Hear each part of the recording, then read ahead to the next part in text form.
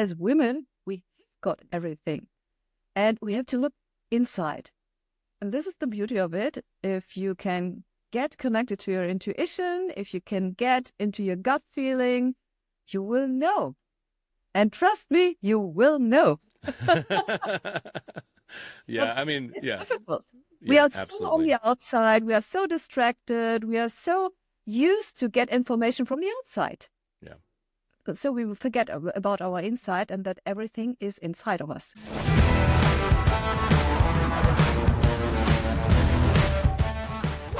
Hello, everybody, and welcome back to the Ignition Path podcast. My name is Kyle Goodknight. I am your host, and I appreciate you coming and listening to all of the content that I create and bringing these amazing people to you to hear about their entrepreneurial path and what jobs they do now or what businesses they have created. This is a place where we can share and talk about our paths to becoming an entrepreneur.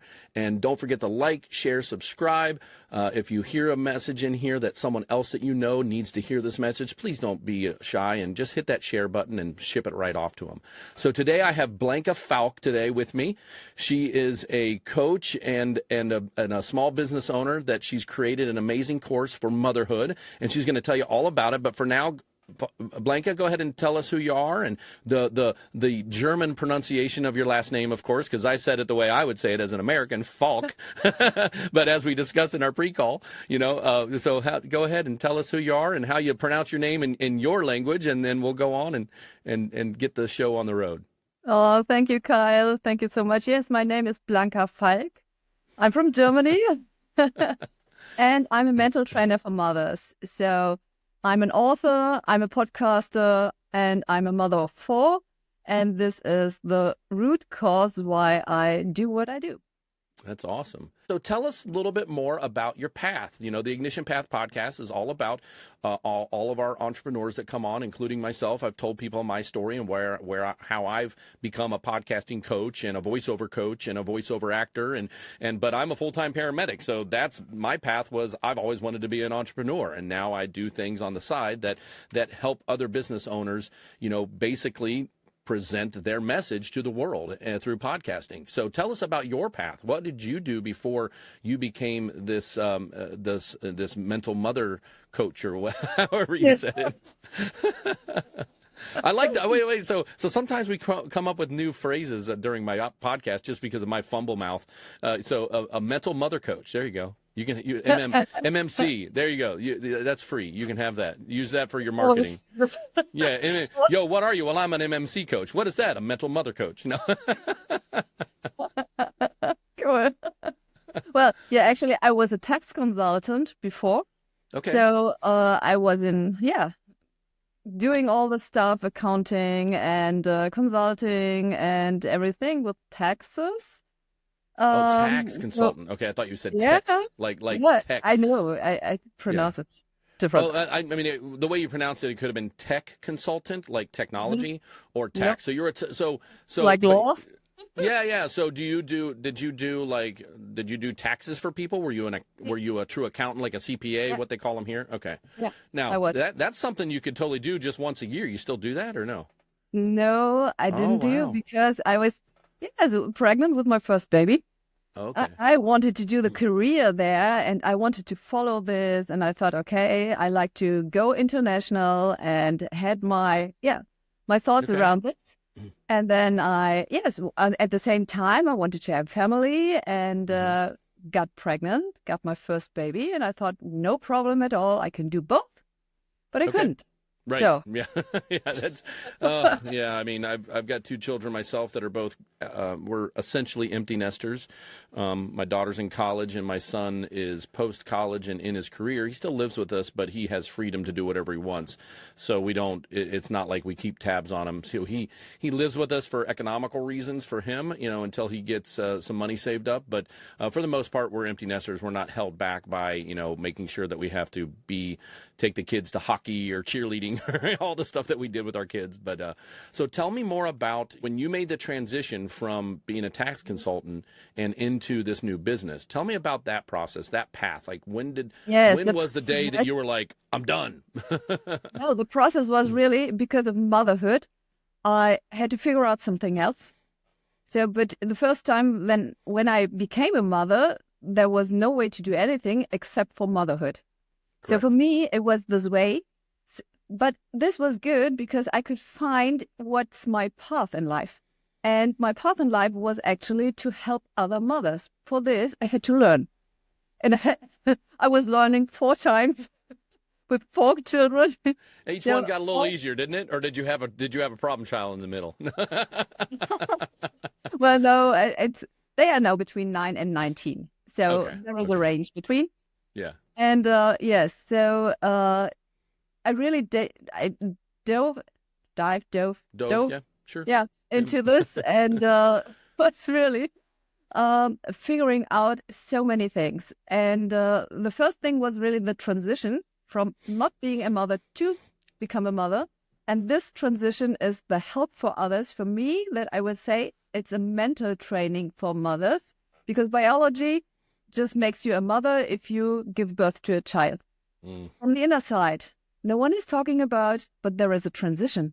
There is Yeah. a transformation inside of you. Absolutely. And My this wife part, is my wife is a totally different person after kids. Not in a right? bad way. No? No, but it's like her sleep patterns are different. Her, Mhm. her temperament is different.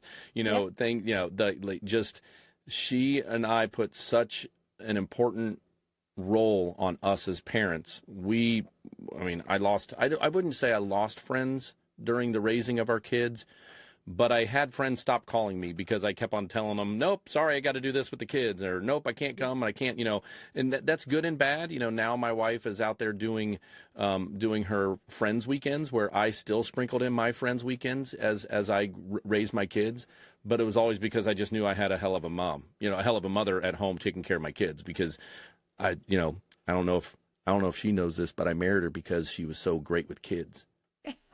And there is a transformation. So talk a little bit more about that. So, explain to people how you help people inside of that, because one thing we don't get, and that's, being in the medical field, I see all kinds of, I've delivered a baby, I've seen births, I've seen parents, I've seen the troubles of abused children come into the ER, and it's like you don't get a playbook. You have to, like, adopting a dog sometimes is harder than having a baby for someone, and you don't get any training. You know what I mean? So I guess is it safe to say that you're basically built something around new mothers or existing mothers that are struggling with the transition they're feeling inside, and why it's happening, to help them through that process before Yes, or after the child? yes, right. That's it.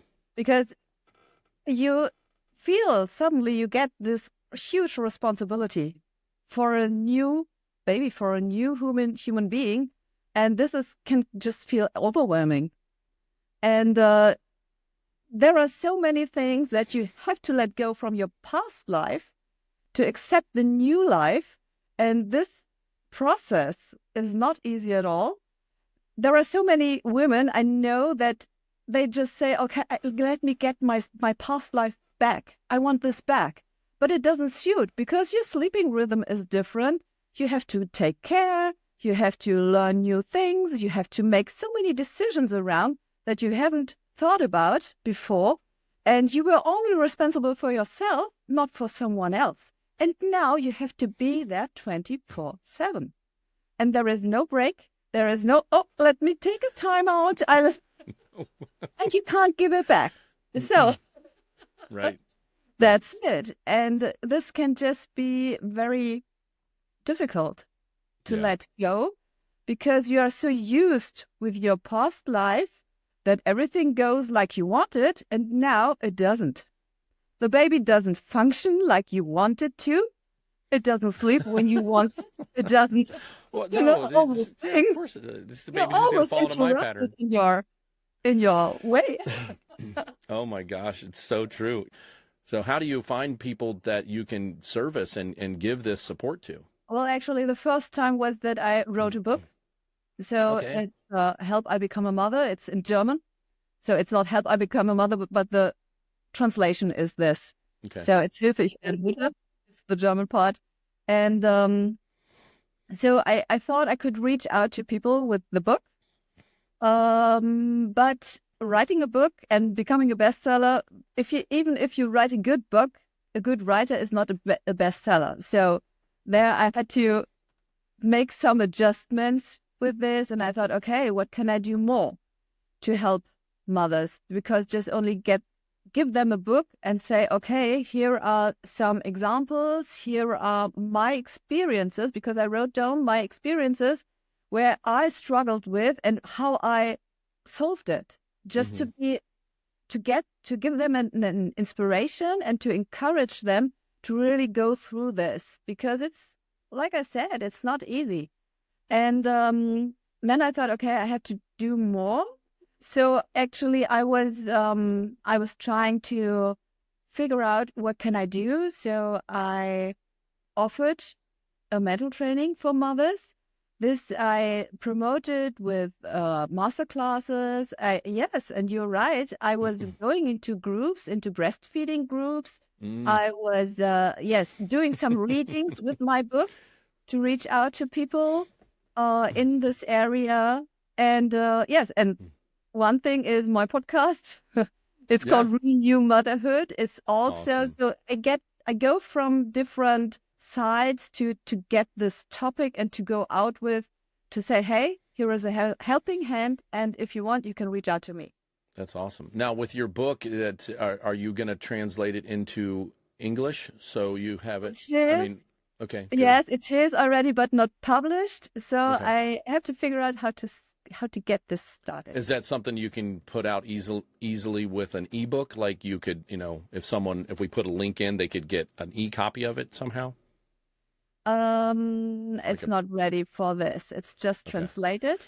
Okay, so what'll happen, everybody listening, is the German version, we'll have a link to that in the description when the English version becomes available. So if you're listening to this podcast on YouTube or Amazon or any of the places that you listen to your podcast on, the description notes has all of Blanka's contact information and the things that she wants for people to go find. If you don't see the English version, it's not translated yet. If you do see the English version, she has given it to me. So right. One real quick thing, just a little backslide, and then I'll ask another question. So I know we're doing a podcast swap. I'm going to come on your podcast and talk about my experience watching my wife be a mother and whatnot. So you just said that you went into breastfeeding. So remember this. We're not going to go into this story now because this will be a promotion for your podcast. So if you want to hear this story, you need to come and listen to subscribe to Blanka's podcast too, and come and listen to our episode, because she will ask me, what did you mean about you taught your wife how to breastfeed? There's a funny story behind it and how I did it, and it wasn't sexual or anything gross. It's funny. So come to Blanka's episode with me on it, and I will tell that story on that episode. Now you've got a teaser. So, Awesome. So the next question I have, Blanka, is, what would be a takeaway for you to tell if someone watching this, what would be a takeaway for them from what you offer and why it's different than just them going at it alone? Can you repeat this? Because I can't get the core of it. Sure. What you want to So basically, something that you would tell a mother listening to this that is maybe struggling or doesn't realize that they're going to get ready to struggle if they're not pregnant yet or if they're in the middle of pregnancy. What is something that you would tell them that would make them want to reach out and hear what you have to say? So essentially a piece of advice about going after motherhood alone or going after motherhood with some coaching and some guidance. Yes, because if you become a mother, your thoughts are running wild. Before, it might be that you get anxious because of the birth, because of what's happening after this, because of not knowing. There is no instruction how to handle a baby. So you have to figure out, and this can make you nervous. And yes, it's probably better to have someone at your side who went through all those things and can guide you through with your thoughts and with the practical tips. So it makes it easier, it makes it more comfortable, and you can get a better bonding to your baby. And that's what we all want. We want to have a deep relationship to our kids. Because if they grow up and come into puberty, there is another step, and you don't. But if you have got the bonding process from the beginning, it doesn't matter. It really doesn't matter. And I have got now 3 kids inside of this. I have no problems. Yeah, puberty was and it's different for. Do you have boys and girls, or do you have all boys? Absolutely. Okay, so it's a whole nother thing when you have your first child, boy. Okay, great. Then you deal with all the stuff that you're doing with a boy. And then you have a girl and you realize it's totally different. Completely different. I mean, maybe the diaper changes are the same, maybe a little bit, but other than that, it's completely different as they grow up, and just the stuff that you have to create and things you have to learn with having a boy compared to having a girl, because I've got one of each and they're 3 years apart, so it was that good, nice little pause. Know that just because you learned how to raise the first child, the second child can be completely different, and you still may need more coaching inside of that second child until you get the tools and the things that you need. So tell us a little bit about what you teach, just if you don't mind a little bit of a coaching session. What would you teach someone about because in the mental health field that I'm a part of as well with my first responder stuff, right now the big buzzword is self-care. Like, okay, don't forget about self-care. And that's one thing that I feel like my wife and I didn't do while we raised our kids. We put all of our time and effort into our children. And that's great. And we were happy with it. There was no animosity from that. There was no negativity from that. So what would you teach? Is there anything inside of your lessons that you teach a new mother self-care, so she does have that respite of and that break, and something that her spouse knows? So share a little bit about what you talk about that. You don't have to go into depth and give away all your secrets, but just the general concept of that. Well, there are no secrets, and I don't like to have secrets around this, because if I can get it out, everything is good. So there is one thing I really would recommend, is to be grateful, and to remind yourself to be grateful every day. Start with this, and you can do this again whilst you are breastfeeding. Just watch your baby and just say some things. Why are you grateful? For what are you grateful? And this gratitude practice, just bring your thoughts in another position, and you can just follow another path with this. And it's wonderful because your baby is getting your emotions. And if you can fill this up with positivity, it will stay. And this is a wonderful part, I think, to get the bonding process and to get positivity inside of the family, and to raise your energy up. And another thing is really self-care is important. I didn't do this like you did. I didn't do this with the first one. And we both, my husband and I, we were both full-time parents, nothing else, always late. Nothing.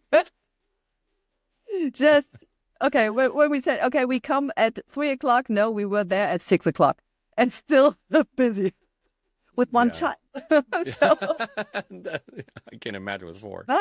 but we didn't miss anything. I know that there were voices coming and saying, okay, but you have to look at yourself.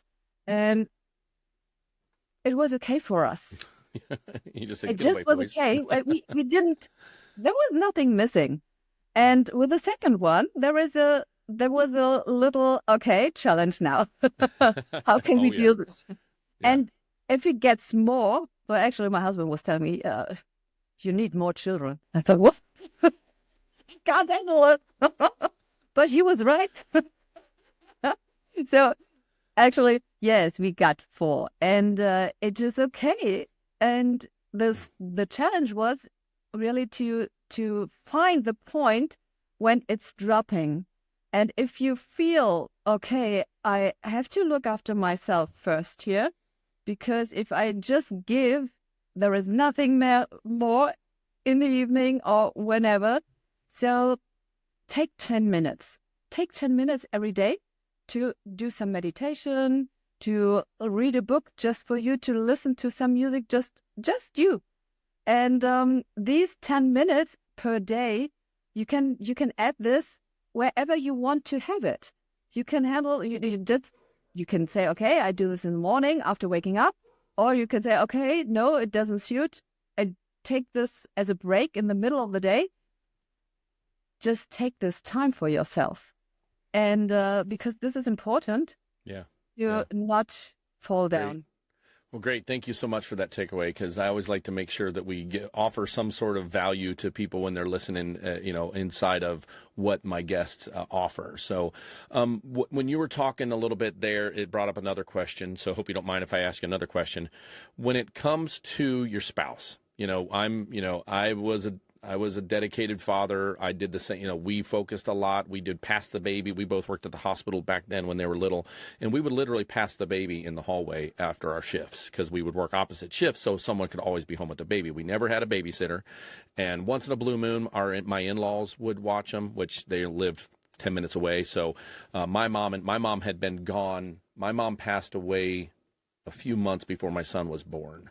So like 9 months before my son was born, my mom passed away. So my mom never got to meet my kids, and my wife never get to have the conversations with my mom about motherhood. Now, and her mom, that's just not what they do, and that's actually a second question I want to ask after this. So let's go back to that when it comes to moms and your mom and whatnot, and why can't we just learn off of what my mom tells me? So, and I want to get into that a little bit, but first answer the question about what you and your spouse did to stay connected during that time. It was kind of, we do this together, And so if I was breastfeeding, he was just holding me.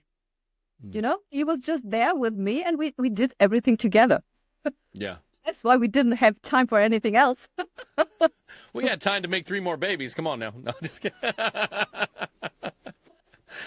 Yeah, exactly. But